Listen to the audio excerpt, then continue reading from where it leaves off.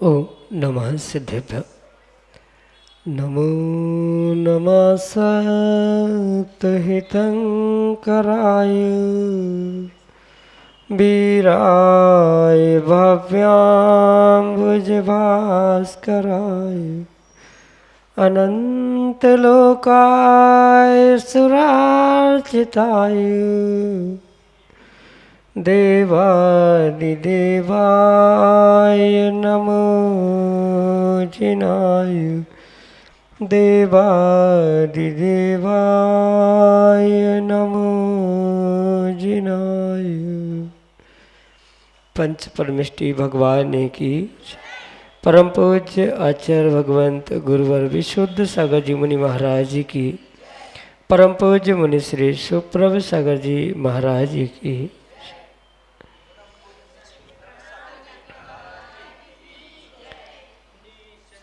विकल्प अनेक और उसका सम्यक समाधान एक। परम पूज्य मुनि श्री सुप्रभ सागर जी महाराज ने हमारे ही मन के अनेक विकल्पों का मात्र एक समाधान दिया है, उसका नाम है सम्यक समाधान। क्योंकि विकल्प समीचीनता के साथ है और उस समीचीन विकल्प का सम्यक रूप से समाधान जब हमें किसी निर्ग्रंथ गुरु से प्राप्त हो जाता है तो वह हमारे कल्याण का पथ दिखलाने वाला हो जाता है। ऐसे आत्म कल्याण की अनूठी विधा समीचीन विकल्पों का सम्यक समाधान जो कि हम सभी आगम के परिप्रेक्ष्य में प्रतिदिन प्राप्त करते हैं। विकल्प कैसा भी हो सकता है, विकल्प सामान्य हो सकता है, विकल्प आगमिक हो सकता है, विकल्प आध्यात्मिक हो सकता है, लेकिन जब महाराज श्री उसका हम सबको सम्यक रूप से समाधान प्रदान करते हैं तो निश्चित ही वह हमारे अंतरंग को छू जाने वाला होता है और वही सम्यक समाधान हमारे लिए हमें सुख शांति की अनुभूति कराने वाला होता है। प्रारंभ करते हैं ऐसी उस आगम की अनूठी विधा समीचीन विकल्पों के सम्यक समाधान को। और आज के पहले विकल्प के लिए अभय कुमार जैन देवबंद बिहार से महाराज श्री के चरणों में बारंबार नमोस्तु निवेदित करते हुए अपना समीचीन विकल्प रख रहे हैं कि महाराज जी क्या आगम में छुल्लिका दीक्षा का विधान है, क्योंकि कुछ जगह कहा जाता है कि छुल्लिका दीक्षा आगम के अनुकूल नहीं है, लेकिन कुछ आचार्य भगवंत छुल्लिका दीक्षा प्रदान करते हैं, तो हम सही क्या माने। हमारे समीचीन विकल्प का सम्यक समाधान करने की अनुकंपा करें। नमोस्तु महाराज जी, नमोस्तु। ओम नमः सिद्धम। परम पूज्य आचार्य भगवान गुरुवर विशुद्ध सागर जी महाराज की, परम पूज्य मुनि श्री सुप्रभ सागर जी महाराज की। अगर आगम की ही बात करें तो आगम के परिपेक्ष में शायद आपने सुना होगा चतुर्विध संघ, और चतुर्विध संघ में जो मुनि आर्य का श्रावक श्राविका ये जो विधान प्राप्त होता है, वहाँ घर में रहने वाले श्रावक श्राविकाओं से संघ की परिभाषा नहीं है, अपितु उन श्रावकों में जो श्रावकोत्कृष्ट ऐसा जो उन 11 प्रतिमाओं को धारण करने वाला श्रावक श्रेष्ठ या श्राविका श्रेष्ठ होती है, उनका ही अंतर्भाव हुआ करता है, जिनको दूसरे शब्दों में शुल्लक या शुल्लिका के रूप में स्वीकार किया जाता। पूर्ण रूप से ये आगम प्रमाण से सम्मत है कि आगम में जो ये प्रतिमाओं को प्रदान करते हुए प्रतिमाओं के व्रतों को देने के साथ साथ जो शुल्लक या शुल्लिकाओं के संस्कारों के माध्यम से दीक्षा आदि का जो व्याख्यान या दीक्षा आदि का कार्य किया जाता है ये बिल्कुल आगम सम्मत है। इसमें किसी भी प्रकार से प्रश्न चिन्ह खड़ा करने की आवश्यकता बिल्कुल भी नहीं है। जो चतुर्वेद संघ में सर्वोत्कृष्ट श्रावक की संज्ञा को प्राप्त करने वाले श्रावक श्राविकाओं को अंतर्निहित किया जाता है वह पूर्ण रूप से दीक्षा से ही शुल्लक या शुल्लिका पद को प्राप्त करता है। और मात्र शुल्लक शुल्लिका के ही उत्कृष्ट श्रावक पद को नहीं, अगर आगम को सूक्ष्मता से आप समझेंगे पढ़ेंगे तो श्रावक दीक्षा जो कि गृहस्थ दीक्षा के रूप में भी कई प्रकार से आगम ग्रंथों में प्राप्त होती है।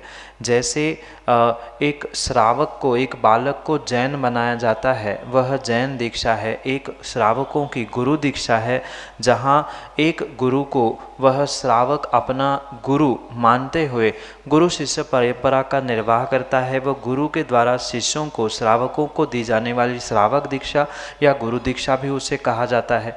उसके बाद जो ये 11 व्रतों को प्राप्त करने वाले या 11 प्रतिमा को धारण करने वाले शुल्लक शुल्लिका के रूप में दीक्षा का वर्णन आता है, उनके दीक्षा के मुहूर्त का भी विशेष रूप से व्याख्यान आगम ग्रंथों में प्राप्त होता है। मात्र उतना ही नहीं, अपितु उनकी दीक्षा की विधि क्या होनी चाहिए, किस मुहूर्त में उनको दीक्षा देने से क्या फल मिलता है, क्या नहीं मिलता है, इसका सब कुछ व्याख्यान आगम ग्रंथों में है। अगर ये क्रिया आगम सम्मत नहीं होती तो पूर्वाचार्यों ने शुल्लक शुल्लिका दीक्षा का फल कौन से मुहूर्त का क्या मिलता है, ये बहुत बड़ा प्रश्न चिन्ह होता, आगम में होता ही नहीं तो उसकी विधि कहाँ से प्राप्त हुई। तो ये परम सत्य है कि आगम के प्रमाणों से शुल्लक शुल्लिका आदि विधि होती है, उसमें किंचित भी किसी भी प्रकार से विकल्प ना करें। और रही वर्तमान के युग की ही बात, तो वर्तमान के युग के महान आचार्य भगवंत जो इस युग के प्रथम ऐसे महान आचार्य हुए जिन्होंने दिग दिगांत तक पूरे हिंदुस्तान में, पूरे भारत में इस जिन शासन को जीवंत और जयवंत करने का पुरुषार्थ किया, ऐसे समाधि सम्राट आचार्य शांति सागर महाराज ने भी अपने जीवन में शुल्लिका दीक्षा प्रदान की थी। उसका उल्लेख भी आगम ग्रंथों में है। प्रथम शुल्लिका दीक्षा शायद मेरे हिसाब से महाराष्ट्र में कहीं उन्होंने दी थी। उनके जीवन की आगे की भी बहुत सारी ऐसे घटनाक्रम हैं, तो इसलिए ये समझने की आवश्यकता है कि ये कोई वर्तमान की क्रियाएं नहीं है या वर्तमान में प्रारंभ की गई व्यवस्था नहीं है। आगम के परिप्रेक्ष्य में पूर्व काल में भी और वर्तमान के युग में भी ये विधिवत संस्कारों के माध्यम से दीक्षा आदि दी जाती थी। इसलिए इस पर प्रश्न चिन्ह खड़ा करते हुए अवर्णवाद करने की आवश्यकता नहीं है। जिसकी जैसी श्रद्धा है, जिसने जैसा समझा है वो वैसा ही कहेगा। जो निषेध करता है वह पूर्ण रूप से आगम का, चतुर्वेद संघ का ही अवर्णवाद करते हुए स्वयं के लिए दर्शन मोहनी का बंध कर रहा है, आश्रव कर रहा है। यही आपके लिए सम्यक समाधान। सुनील कासलीवाल, उज्जैन, मध्य प्रदेश से अगले समीचीन विकल्प के लिए। नमोस्तु महाराज जी। मेरी जिज्ञासा ये है, महाराज जी कहते हैं कि अपने हाथों से दिया हुआ दान, अपने कर कमलों से की हुई पूजा, अभिषेक, शांति धारा आदि वो स्वयं के लिए फलदायी होती है। तो आजकल जो ऑनलाइन का जो ये युग चल रहा है, इसमें आदमी बस अपना नाम भेज देता है और शांति धारा, अभिषेक आदि कराते हैं, तो वो फलदायी हो सकता है कि नहीं उस व्यक्ति के लिए। और दूसरी बात इसी प्रश्न से रिलेटेड है कि आजकल जो शांति धारा हम टीवी वगैरह पे देखते हैं, तो 30 मिनट की शांति धारा में 25 मिनट तो सिर्फ नाम ही नाम बोलते हैं और 5 मिनट में वो शांति धारा हो जाती है। तो ये उचित है या नहीं? निज हाथ लीजिए, साथ लीजिए, खाए खोया बह गया। ये पंक्ति ही नहीं अपितु ये परम सत्य है कि स्वयं के हाथों से किया हुआ ही दान धर्म स्वयं के साथ जाएगा। कुछ अंशों में अनुमोदना का पुण्य तो लगता है, पर जैसे दूसरे के भोजन की अनुमोदना करने से स्वयं का पेट नहीं भरता, ऐसे मात्र प्रतिदिन दान, पूजा, अभिषेक, शांति धारा आदि की अनुमोदना से आपको पुण्य लगने वाला नहीं। ये वर्तमान में जो धर्म का व्यवसायीकरण होते जा रहा है, उसी के कारण से ये विपरीतता और ये बहुत बड़ी आने वाली समस्या सब समाज के सामने है। व्यक्ति घर में पलंग में लेटा है, चाय की चुस्की ले रहा है और स्वयं का नाम सुनने के लिए अभिषेक देख रहा है, ना कि भगवान की शांति धारा अभिषेक से उसे मतलब। उसे अपने उस मान कसाय की पुष्टि का आनंद आ रहा है कि देखो लाखों लोगों ने मेरा नाम सुन लिया, इसका आनंद उसे नहीं आ रहा है कि मैं शांति तारा देख रहा हूँ कि कर रहा हूँ। कुछ विपरीत काल में जो ये ऑनलाइन की व्यवस्था थी, तो वो तो विषम गति थी, विपरीतताएँ थी कोरोना जैसी। तब तो फिर भी समझ में आता था कि मंदिर नहीं खुले थे, कुछ साधन पूजा पाठ के लिए ऑनलाइन मिल रहे थे। पर जब आज सब कुछ व्यवस्था व्यवस्थित हो चुकी है, किसी भी प्रकार से ये ऑनलाइन पूजन पाठ, ऑनलाइन अभिषेक, शांति धारा, गंधोदक बांटना आदि आदि किसी भी प्रकार से पुण्य की प्राप्ति होना कतई संभव नहीं है। क्योंकि अनुमोदना भी तभी होती है जब आप उस स्थिति में हो या आप उन क्रिया में हो। माना कि जो दान की पूजा की अनुमोदना करने वाले तिर्यंचों ने महान गतियों को, विशेष गतियों को प्राप्त किया, ऐसा उल्लेख भी मिलता है। क्योंकि कुछ लोगों के ये भी तर्क है कि वो तो सुअर वगैरह थे, उन्होंने दान की अनुमोदना की, वे कहाँ पहुँच गए। आप ये अवश्य समझे कि जिनको करने की शक्ति नहीं है वे अनुमोदना करें। इंसानों को मात्र अनुमोदना करने की आवश्यकता नहीं है, स्वयं कृत किए बिना उन्हें पुण्य की प्राप्ति नहीं हो सकती। कठोर शब्दों का अगर मैं प्रयोग करूं तो आगम में आचार्य भगवंतों ने स्पष्ट लिखा है कि जैसे नौकरों से या किसी दूसरे व्यक्ति से संतान उत्पत्ति करने का पुरुषार्थ करने वाला कभी भी स्वयं के संतान के रूप में सुख प्राप्त नहीं कर सकता, ऐसे ही नौकरों से या किसी अन्य पुरुषों से किए गए दान पूजा का फल उसी व्यक्ति को लगेगा, ना कि मात्र पैसे देकर नौकरों से संतान उत्पत्ति कर कर सेठ खुश होता है। ऐसे किसी भी प्रकार से वह स्वयं का पुत्र नहीं कहलाएगा, ऐसे ही स्वयं का दान कर्म नहीं कहलाएगा। ये पूर्वाचार्यों की परिभाषा धर्म के विषय में लिखी है। रही बात वर्तमान में ऑनलाइन के परिप्रेक्ष्य में जो घंटों घंटों नामों की सूची पढ़ी जाती है, शांति धारा तो मात्र एक पेज की होती है और 5 जगह पर अस्माकम कह के दुनिया भर के नाम पढ़ना, ये किसी भी प्रकार से आगमोचित नहीं है। आगम की विधा बिल्कुल शांति धारा की वर्तमान के परिप्रेक्ष्य में है, पर वहाँ भी आगम में आचार्य भगवंतों ने लिखा है जहाँ जहाँ अस्माकम, अस्माभ्याम आदि शब्दों का प्रयोग किया जाता है, मम शब्द का प्रयोग किया जाता है, वहाँ प्रत्येक व्यक्ति को अपना स्वयं का नाम लेना चाहिए, ना कि शांति धारा घंटों भर नामों लेते हुए। ये भी सोचना चाहिए भगवान का अभिषेक शांति धारा मंत्रों से होती है, किसी श्रीमान श्रीमती के नाम से वह शांति धारा के रूप में गंधोदक पूज्य होने वाला नहीं है। भले ही इन बातों को व्यक्ति समझ पाए नहीं समझ पाए, पर यह परम सत्य है। जैसे अन्य दर्शनों में, अन्य स्थानों में पहले से ही देखने में आता है कि तुम इतने पैसे दे जाना, तुम्हारे नाम की जाप मैं कर लूँ, तुम्हारे नाम के फूल चढ़ा दूँ, तुम्हारे नाम के पानी चढ़ा दूँ। ऐसी व्यवस्था वर्तमान में हमारे भी स्थानों में, हमारे भी क्षेत्रों में होते हुए देख रही जा रही है। मात्र व्यवसायीकरण और अर्थ अर्जन के पीछे ये सब आगम की व्यवस्था को चौपट करने का पुरुषार्थ किया जा रहा है। मैं किसी भी प्रकार से ऑनलाइन होने वाली शांति धारा अभिषेक का निषेध नहीं कर रहा हूँ, नाम बोलने का भी निषेध नहीं है, पर कुछ विवेक, कुछ मर्यादा, इसका ध्यान रखते हुए ही सब कार्य करने की आवश्यकता है। स्वयं रोटी खाएगा तो जैसे स्वयं का पेट भरता है, ऐसे स्वयं पुण्य कार्य करेगा तो स्वयं को पुण्य मिलेगा। दूसरों की मात्र झूठी अनुमोदना से कभी भी वह पूर्ण रूप से आपको फल नहीं मिलेगा। माना कि अनुमोदना भी करनी है तो उस स्थिति में कम से कम धोती दुपट्टा पहनकर हम मंदिर में पहुँचे हैं, हमारे भाव है शांति धारा करे, और फिर ना करने को मिलने पर मैं अनुमोदना कर रहा हूँ तो मुझे पुण्य मिलेगा। घर में पलंग पे बेड पर चाय की चुस्की लेते हुए शांति धारा का आनंद लेने वाले जीवों को किसी भी प्रकार से ऑनलाइन कार्यों का पुण्य नहीं मिलेगा। जैसे ऑनलाइन शांति धारा अभिषेक पूजा पाठ का फल आप चाहते हो, तो ऐसा ही समझना जैसे ऑनलाइन कार्य देखने में आ रहा है, ऐसे ही ऑनलाइन ही पुण्य मिलेगा, कुछ क्षणों में समाप्त हो जाएगा। साक्षात निज हाथ दीजिए स्वयं के हाथ से किया हुआ पुण्य स्वयं के साथ रहेगा। ऑनलाइन का चित्र जैसे कुछ मिनटों का होता है, कुछ घंटों का होता है, ऐसे ही ऑनलाइन का पुण्य भी चंद मिनटों का ही होता है। यही आपके लिए सम्यक समाधान। श्रीमती अर्चना सिंह, उज्जैन मध्य प्रदेश से अगले समीचीन विकल्प के लिए। नमोस्तु गुरुदेव, नमोस्तु नमोस्तु।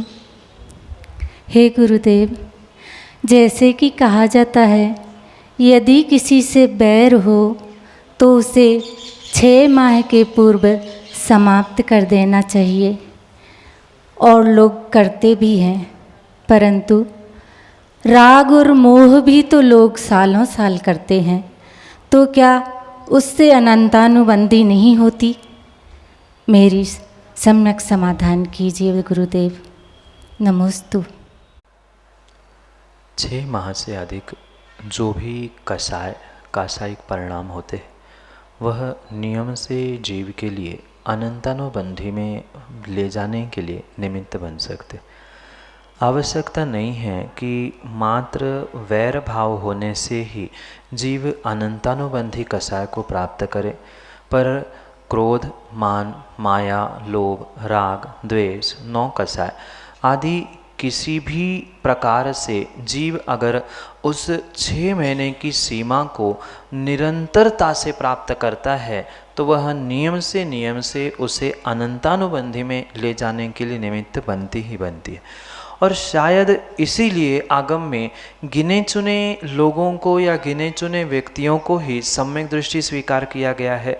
जो इस अनंतानुबंधी को जीतता है वही सम्यक दर्शन को प्राप्त करने वाला सम्यक दृष्टि होता है। ये आगम प्रमाण से सत्य है। इसलिए जो गिने चुने सम्यक दृष्टि जीवों की संख्या वर्तमान में बताई जाती है वह बिल्कुल इसी कारण से है कि जो अनंतानुबंधी मोह, अनंतानुबंधी राग, अनंतानुबंधी रति, अरति, शोक, क्रोध, मान, माया, लोभ आदि कषायों का जो परिणमन चल रहा है वही जीव को तत्वों पर श्रद्धा नहीं करने दे रहा है, सत्यार्थ का बोध नहीं करने दे रहा है, जिस कारण से इस संसार में मात्र कुछ एक सम्यक दृष्टि जीवों की ही संख्या प्राप्त होती है।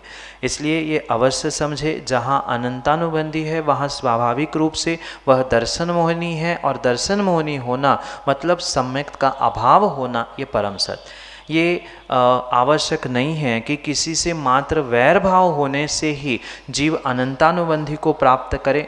मात्र और मात्र वैर से नहीं, अन्य किसी भी प्रकार से कषाय, कषायिक परिणाम, 9 कषाय, मोह आदि आदि के निमित्त से जीव अगर 6 महीने की सीमा को पार करता है तो वह अनंतानुबंधी को अवश्य ही प्राप्त कर लेता है। पर ये ध्यान रखे, 6 महीने की सीमा उसके संक्रमण रूप नहीं होगी।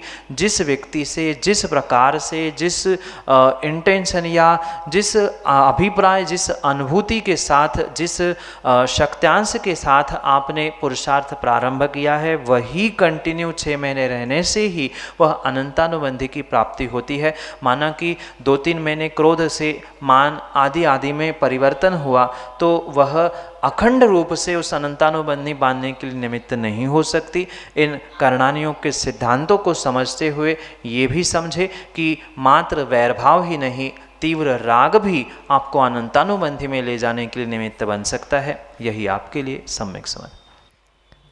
उज्जैन मध्य प्रदेश से ज्ञानचंद जैन अगले समीचीन विकल्प के लिए। नमस्ते मुनिश्री, नमोस्तु मुनिश्री, नमोस्तु मुनिश्री। मुनिश्री, मेरी जिज्ञासा है कि सामायिक ध्यान और चिंतन में क्या भेद है? कृपया मेरी जिज्ञासों का सम्यक समाधान प्रदान करें। नमोस्तु। समता में सर्वभूतेषु सर्वजीवेषु भावना, आत्र रौद्र परित्याग तद्धि सामायिक मत। सभी जीवों के प्रति समता परिणामों से आत्र रौद्र ध्यान का त्याग करते हुए राग, द्वेष आदि कषायिक परिणामों का विसर्जन करना, ये सामायिक कहलाती है। चिंता निरोधो एकाग्र, चिंता का निरोध करते हुए, मन को एकाग्र करते हुए जो पुरुषार्थ किया जाता है, कर्मों के निर्जरा के लिए जो तप किया जाता है उसे ध्यान कहा जाता है। और सामान्य रूप से किसी एक विषय के बारे में पुनः पुनः विचार करना उसे चिंतन कहा जाता है। चिंता का निरोध करते हुए सम्यक प्रकार से एक विषय में अपने चिंतन को लगा लेना, इसे भी कथनचित ध्यान के श्रेणी में रखा जा सकता है। पर आवश्यकता नहीं है कि सामायिक में पूर्ण रूप से ध्यान ही हो, सामायिक में पूर्ण रूप से चिंतन ही हो। श्रावकों की अगर बात करें तो श्रावकों को सामायिक के समय पर वह भक्ति पाठ, साथ में स्तोत्र पाठ, ध्यान, चिंतन, माला, जप, जाप आदि भी करने की आज्ञा प्रदान की गई। इसलिए कथनचित इन तीनों में अंतर है, कथनचित तीनों में अंतर नहीं है। सामायिक के अंतर्गत ध्यान भी किया जा सकता है, चिंतन भी किया जा सकता है। सम्यक चिंतन जब एकाग्रता को प्राप्त होता है वही ध्यान है, और ध्यान के समय में अगर पूर्ण प्रकार से सभी राग द्वेष से हम परे हो रहे हैं तो वह अपने आप सामायिक के अंतर्निहित भी होगा। कथनचित पारिभाषिक प्रकार से उन्हें भिन्न भिन्न प्रकार से समझा जा सकता है। एक में समता की मुख्यता है जो सामायिक के रूप में है, एक में चिंतन की एकाग्रता के रूप में है जिसे ध्यान को कहा जा सकता है। और जहाँ एकाग्रता नहीं है, समता नहीं है, यहाँ बैठे बैठे भी जो आपकी विचारधारा अखंड रूप से अविरल चल रही है किसी तत्व के निर्णय के बारे में, तो वो भी चिंतन हो सकता है। तो चिंतन करते समय सामायिक की आवश्यकता नहीं है, पर सामायिक में ध्यान की भी आवश्यकता नहीं है, पर ध्यान करते समय सामायिक हो सकती है, सामायिक में भी ध्यान चिंतन आदि हो सकता है। इतना ही सूक्ष्म अंतर उनकी परिभाषा और उनके व्याख्यान से होता है, जो कि आपके लिए सम्यक समाधान से। मोनिका सेठी, उज्जैन, मध्य प्रदेश से अगले समीचन कर। नमस्ते गुरुदेव। गुरुदेव, मेरी जिज्ञासा है कि मेरा फेवरेट कलर जो है काला है। मैं यदि बाज़ार में कुछ भी चीज़ खरीदने जाती हूँ तो मुझे ब्लैक कलर ही पसंद आता है। तो काला कलर बोलते अशुभ है, पर जो माँ है वो नज़र से बचाने के लिए अपने बच्चे को काला टीका ही लगाती है। यह ऐसा कहाँ लिखा हुआ कि काला कलर अशुभ है? मुझसे इसका समाधान कीजिए। नमस्ते गुरुदेव।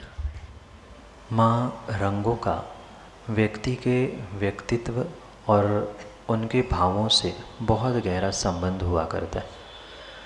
जिस तत्व की कमी या जिस किसी विषय की कमी जीव के भीतर होती है, लगभग वही रुचि उस रंग की या उस वस्तु की उस जीव को, उस व्यक्ति को हुआ करती। ये कोई मनगढ़ंत बात नहीं है, अपितु इसको कई आचार्यों ने और कई विद्वानों ने स्वीकार किया है कि ये रंगों के निमित्त से जीव के भावों पर, जीव के क्रियाओं पर बहुत सारा प्रभाव हुआ करता है। वास्तविकता तो ये है कि उपादान पुण्य जब जीव का तीव्र होता है तब ये निमित्त नैमित्तिक संबंध कार्यकारी नहीं होते, पर जैसे ही थोड़ा सा पुण्य क्षीण होता है, जैसे काले रंग को अशुभ मानते हुए उसका निषेध किया जाता है, ये भी निमित्त नैमित्तिक संबंध है। कुछ रंगों को देखकर अपने आप व्यक्ति को ऊर्जा आती है। आपने देखा होगा कि लगभग हर अस्पताल में हरे पर्दे ही लगे मिलते हैं। तो प्रत्येक के पीछे कुछ ना कुछ तर्क संगत बातें हमारे भी आगम ग्रंथों में लिखी है, पर उसे बहुत विवेकपूर्वक समझ की आवश्यकता है। सर्वथा काले रंग का निषेध नहीं है, पर यह भी ध्यान रखें कि शुभ कार्यों में काला रंग कभी भी स्वीकार नहीं किया गया। जबकि ये भी आगम से प्रमाणित है कि जो पंच परमेष्ठी के 5 रंग कहे जाते हैं उसमें साधु परमेष्ठी का रंग भी काला ही स्वीकार किया है। भले ही वर्तमान में झंडे में रंग बदलते हुए उसे नीला कर दिया है, पर काला रंग ही साधु परमेष्ठी का होता है। पर इसका मतलब ये नहीं है कि हम काले वस्त्र पहनकर देवशास्त्र गुरु के पास पहुँचे। ये व्यक्ति का निजी विवेक हुआ करता है कि किस वस्तु का किस प्रकार से प्रयोग करने से उसका जीवन में क्या फर्क पड़ेगा। मात्र इतना ही नहीं, अपितु उन्हीं वस्तुओं को देखने से आपकी आँखों से, और आँखों से ही नहीं, आपके भावों में, आपकी विचारधाराओं में, आपके सोच में उसका प्रभाव पड़ेगा। और बिल्कुल वैसा ही निमित्त नैमित्तिक संबंध से आप में, आपके जीवन में भी बदलाव अवश्य ही देखने में आता है। अगर शुभ अशुभ की बात कहे, शकुन अशुकुन की बात कहे, तो पुराने पुराण ग्रंथों में आपने अगर पढ़ा हो, पद्म पुराण में ये स्पष्ट उल्लेख मिलता है। अन्य भी अनेक ग्रंथों में इन ऐसे निमित्तों के विषय में चर्चा की गई है। जब वह वनवास होने वाला था, नई द्रौपदी के साथ में भी जो अशुभ घटनाएं होने वाली थी, तो कई सारे ऐसे प्रमाण प्राप्त होते हैं कि उन्होंने स्वप्न में देखा था कि काले वस्त्र पहनकर, खुले बाल खोलकर किसी स्त्री को या स्वयं को देखा। तो ये अशुभ संकेत हुआ करते हैं। इसलिए ये विवेक पूर्वक ध्यान रखें कि सर्वथा भले ही काला वर्ण अशुभ नहीं है। माँ नज़र उतारने के लिए काजल आदि लगाते हुए, काला टीका लगाते हुए, काला धागा बांधते हुए ये उसकी नज़र उतारने का काम करते हैं। आप सोचें कि इसके पीछे भी तर्क है। काले रंग से दूसरे की बुरी नज़र को बचाया जाता है और हम ही स्वयं काले होकर फिर करने लगे सो हमारी नज़र कितनों को लग जाए या हमारा क्या होगा, ये भी सोचने विचार करने की बात है। इसलिए ये अवश्य ध्यान रखें कि कोई भी बात सर्वथा हमारे आगम में नहीं है। कहाँ पर क्या करना चाहिए, किसका कब प्रयोग करना चाहिए, कितने अंशों में करना चाहिए, ये स्वयं का विवेक आगम के परिप्रेक्ष्य में हमें प्राप्त करने की आवश्यकता है। इसको समझते हुए ही इन रंगों का आप सही स्थानों पर, सही प्रकार से, सही समय पर चयन करेंगे तो उसका फल भी आपको मिलेगा। ऐसा भी नहीं है कि पूर्ण रूप से आगम ग्रंथों में काले का निषेध है। पूजा पाठ करते हुए विशेष जाप आदि की सिद्धि के लिए, ये पूछने मत आना किसके लिए, पर जाप की विशेष सिद्धि आदि के लिए नीला वर्ण, काला वर्ण, लाल वर्ण, सबकी अलग अलग परिभाषा आगम ग्रंथों में प्राप्त है। तो उससे वैसा ही फल मिलेगा। इसलिए ये स्वयं के विवेक से निर्णित करते हुए स्थान, समय का चयन उस रंगों का प्रयोग करने के लिए करें। यही आपके लिए सम्यक समाधान। जय जन बंधु, आप हम सभी लाभ ले रहे थे लोकप्रिय कार्यक्रम सम्यक समाधान का। प्रतिदिन यह कार्यक्रम 5:13 पे YouTube चैनल सुप्रवाच के माध्यम से प्रसारित होता है। मुनिषी सुप्रभ सागर जी का नाम सुप्रभ, वाणी का पर्यायवाची नाम उवाच, सुप्रभ उवाच। इस YouTube चैनल के माध्यम से मुनिषी के इस सम्यक समाधान एवं अन्य प्रवचन भी प्रसारित होते हैं। YouTube अब हर घर में है, हर घर में स्मार्टफोन है। स्मार्टफोन में पहले से प्री इंस्टॉल YouTube ऐप आता है। उस ऐप में आपको सर्च करना है सुप्रभ उवाच। चैनल को सब्सक्राइब करें, बेल आइकन को प्रेस करें ताकि जो भी नोटिफिकेशन है, जो भी कार्यक्रम है, लाइव का प्रोग्राम्स है, उसका नोटिफिकेशन आपके स्मार्टफोन पे, आपके हाथ में आ जाए। आपको याद रखने की ज़रूरत नहीं रहेगी। स्मार्टफोन का उपयोग अपन ऐसा भी कर सकते हैं। प्रतिदिन ठीक शाम को 7:40 पे जिनवार टीवी के माध्यम से मुनिषी के प्रवचन प्रसारित होते हैं। आप सब लोग घर बैठे मुनिषी के वाणी का लाभ ठीक शाम को 7:40 पे जिनवार टीवी के माध्यम से ले सकते हैं। यहाँ साक्षात उपस्थित होकर मुनिषी के मुखारविंद से आप सब लोग अपने समीचीन विकल्प का सम्यक समाधान प्राप्त कर ही सकते हैं। इसके अलावा अगर आप किसी कारणवश यहाँ नहीं पहुँच सकते तो हमारे व्हाट्सएप के नंबर, जीमेल के माध्यम से आप अपने विकल्प हम तक पहुंचा सकते हैं। आप हमारा व्हाट्सएप का नंबर नोट डाउन करें। नीचे मोबाइल पे जब आप यूट्यूब के माध्यम से देखते हैं तो नीचे पट्टी पे स्क्रॉल पे नंबर फ्लैश होता है। आप उसके माध्यम से भी हमारा नंबर नोट डाउन कर सकते हैं। या आपकी सुविधा के लिए मैं नंबर यहाँ रिपीट करता हूँ, 8707548811। मैं नंबर रिपीट करता हूँ, 8707548811। यह व्हाट्सएप का नंबर है। आप आपके विकल्प हम तक पहुंचा सकते हैं इसके माध्यम से। अगर किसी को टाइपिंग में प्रॉब्लम हो तो आप कागज़ पेन लेके अपना विकल्प, अपना शहर का नाम और अपना नाम लिख के उस कागज़ का फ़ोटो हम तक पहुंचाए। उस विकल्प को एकत्रित करके मुनिषी तक पहुंचाया जाएगा और उस विकल्प का सम्यक समाधान हम सभी लोग प्राप्त करेंगे। व्हाट्सएप पे एक ऑडियो मैसेज का भी फीचर होता है। माइक का एक बटन होता है, उसको दबा के आप अपने ऑडियो के माध्यम से अपनी खुद की आवाज़ से अपना विकल्प हम तक पहुंचा सकते हो। उसी आवाज़ को कार्यक्रम के बीच में सम्मिलित करते हुए मुनिषी के मुखारविंद से हम सभी लोग अपने विकल्प का सम्यक समाधान प्राप्त करेंगे। आज इतना ही। मुनिषी के चरणों में कोटिशा नमोस्तु करते हुए आज के इस कार्यक्रम को यहीं पे विराम देते हैं। नमोस्तु नमोस्तु नमोस्तु।